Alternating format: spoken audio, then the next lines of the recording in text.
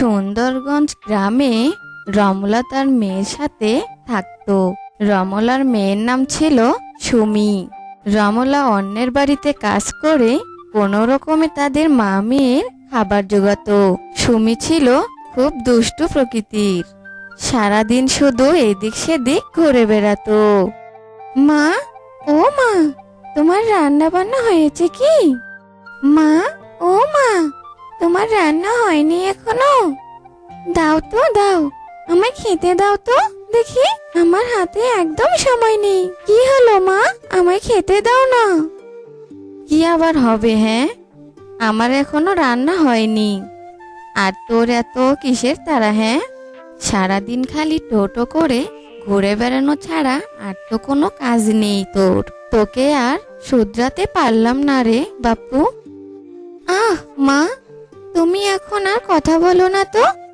এখন আমি খেলবো না তো কখন খেলবো? তোমার মতো বড় হয়ে খেলবো? আমার তো এখনই খেলার বয়স। আমি হলাম ছোট মানুষ। ছোট মানুষরা তো খেলাই করে। আমি তো আর তোমার মতো এত বড় না যে আমি রান্না বান্না করব। হয়েছে, থাক বাবা, আর কথা বলতে হবে না। তোকে কথা বলা আমার ঘাট হয়েছে, কিন্তু কথা বলা ভালোই শিখেছিস। কিছু বলতে গেলে যেন মুখে খই ফুটে। কোনো কথা বলে শান্তি পাওয়া যায় না।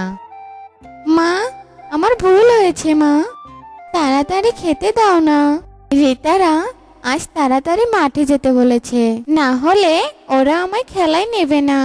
আজ আমায় যেতে দাও, দেখবে কাল থেকে আমি ঠিক তোমার কাজে সাহায্য করব। ও মা, আমায় খেতে দাও না, আমার দেরি হয়ে যাচ্ছে। তুই আমার কাজে সাহায্য করবি? তাহলেই হয়েছে। যাকগে, তুই একটু দাঁড়া, তোর জন্য আমি খাবার নিয়ে আসছি। বস একটু। ঠিক আছে মা, ঠিক আছে, যাও। এরপর রমলা রান্নাঘরে চলে যায়। আর কিছুক্ষণ পর খাবার এনে সুমিকে দেয়। আর সুমি তার খাবার খাওয়া শেষ করে। শোন মা, খেলতে যাচ্ছিস ভালো কথা, তাড়াতাড়ি ফিরে আসিস। আমি তো কাজে যাব, তুই দুপুরে এসে তাড়াতাড়ি ঠিক মতো খেয়ে নিস। আমার আসতে দেরি হতে পারে। ঠিক আছে মা, ও নিয়ে তোমায় চিন্তা করতে হবে না, এলাম আমি। এ বলে সুমি সেখান থেকে চলে যায়। এভাবেই দুই মা মেয়ের ভালোই দিন কাটছিল। এভাবেই দেখতে দেখতে গ্রীষ্মকাল শেষ হয়ে বর্ষাকাল আসে।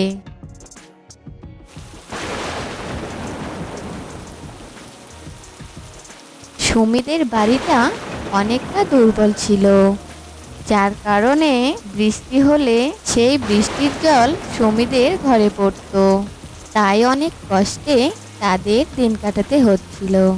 একদিন সুমি নদীর পাড় দিয়ে হাঁটতে হাঁটতে বাড়িতে আসছিল। হঠাৎ সে দেখতে পায় নদীতে একটি কদম ফুল ভেসে যাচ্ছে। ও মা, কত সুন্দর একটা কদম ফুল ভেসে যাচ্ছে। ফুলটা তো নদীর ধারেই আছে, আমি বরং ফুলটা তুলে নেই। ফুলটা দিয়ে আমি খেলতে পারবো। এই বলে সুমি কদম ফুলটা নদী থেকে তুলে নেয় আর সেটা নিয়ে তার বাড়ির দিকে যেতে থাকে। কি সুন্দর দেখতে ফুলটা, এটাকে আমি অনেক যত্ন করে আমার কাছে রাখবো। শোন কদম, আজ থেকে তুই আমার বন্ধু।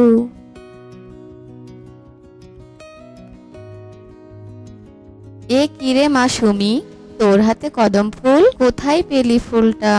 কি সুন্দর দেখতে।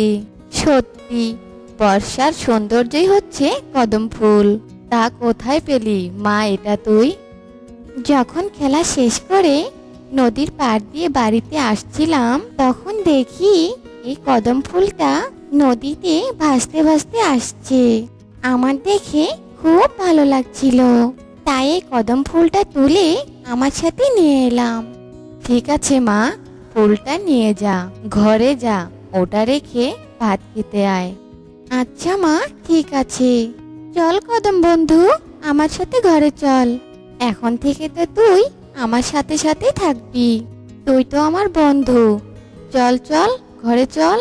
এই বলে সুমি তার কদম ফুলটা নিয়ে ঘরে চলে যায়। এরপর সুমি কদম ফুলটাকে সবসময় তার নিজের কাছেই রাখতো, সবসময় তার সাথে কথা বলতো। একদিন সুমি তার কদম ফুলটা নিয়ে খেলছিল, আর রমলা সেটা দেখে বলে, বাবা, আমার মেয়েটা এখন এত ভালো হয়ে গেছে, বেশি বাইরে যায় না, সব সময় এখন বাড়িতেই থাকে। আগে তো ওর টিকিটাও দেখা যেত না। আরে মা, তুমি যে কি বলো না, আগে তো আমার বাড়িতে খেলার সাথী ছিল না, এখন তো আছে আমার কদম বন্ধু। আমি এখন কেন বাইরে যাব? কি রে বল মাকে, তুই তো আমার বন্ধু, তাই না? হ্যাঁ হয়েছে, থাক, আর বলতে হবে না। এখন একটু রান্নাঘরে আয় দেখি, আমাকে একটু কাজে সাহায্য করবি। এই বলে রমলা রান্নাঘরে চলে যায়। এভাবে হাসি মজায় আনন্দে সুমির দিন ভালোই কাটছিল। একদিন রাতে বৃষ্টি হয়। রাতে রমলার ঘরের ফুটো দিয়ে জল পড়তে থাকে। মা দেখো, আমাদের বিছানায় বৃষ্টির জল পড়ছে, এখানে আমরা থাকবো কি করে মা? তুমি আমাদের ঘরটা কেন ভালো করো না? কি করে ভালো করব বল মা? ঘর ভালো করতে গেলে যে অনেক টাকা লাগবে, কিন্তু আমার কাছে এখন তো এত টাকা নেই। কয়েকটা দিন আমাদের এভাবেই কাটাতে হবে। সেই দিন রাতে প্রচুর ঝড় বৃষ্টি হয়, যাতে রমলাদের ঘর ভেঙে যায়। পরের দিন সকালে সুমি আর রমলা তাদের ঘর দেখে কান্না করতে থাকে। হ্যাঁ রে মা, এটা আমাদের কি হয়ে গেল? এখন আমরা কি করব, কোথায় যাব? জানি না মা। কদম বন্ধু, দেখ, আমাদের বাড়ি ভেঙে গেছে, তুই আমাদের কোনো পথ বলে দে না রে, আমরা এখন কি করব? তুমি এসব বলতে বলতেই হঠাৎ একটি পরী আসে, আর পরী বলে, সুমি, দাও, ওই কদম ফুলটা আমায় দাও। কে কে তুমি? আর আমি আমার বন্ধুকে তোমায় দেব কেন? আমি আমার কদম ফুলকে কাউকে দেব না। হ্যাঁ, এটা তোমার কদম বন্ধু হলেও ওর মাঝে যে আমার মেয়ে স্বপ্ন পড়ে আছে। এক শয়তান ডাইনি আমার মেয়েকে জাদু করে ওই কদম ফুলে পরিণত করে রেখেছে, আর ওই নদীতে ছুঁড়ে ফেলেছে। আমি অন্তর্দৃষ্টি দিয়ে দেখেছি, আর সেটা এনে তোমার কাছে অনেক যত্ন করে রেখেছো। তুমি অনেক ভালো। এতদিন আমার মেয়েকে তোমার কাছে ভালোভাবে রেখেছো, তোমায় অনেক ধন্যবাদ। দাও, ফুলটা আমায় ফিরিয়ে দাও দেখি। এটা দিয়ে আবার আমার মেয়ের জীবনটা ফিরিয়ে আনবো, ওর রূপ ফিরিয়ে দিব। দাও, ওই ফুলটা আমায় দাও।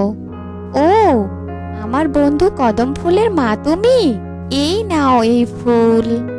আমি জানি তোমরা অনেক বিপদে আছো, আমি তোমাদের সাহায্য করব। তুমি আমার কদম মেয়েকে ভালোভাবে রেখেছো, তাই আমি তোমাদের একটা কদম বাড়ি বানিয়ে দিচ্ছি। কোনো কিছুতেই এইবারের কোনো ক্ষতি হবে না। তোমরা এই কদম বাড়িতে খুব ভালোভাবেই থাকতে পারবে। এই বলে পরি জাদু করে একটি কদম বাড়ি বানিয়ে দেয়। তোমায় অনেক ধন্যবাদ পরি, কত বড় একটা কদম বাড়ি, কি সুন্দর দেখতে। এরপর পরি সুমির কাছ থেকে কদম ফুলটা নিয়ে সেখান থেকে চলে যায়। এরপর সুমি ও তার মা কদম বাড়িতে ভালোভাবেই থাকতে শুরু করে। তো বন্ধুরা, আজকের গল্প তোমাদের কেমন লেগেছে তা কমেন্ট করে জানাও।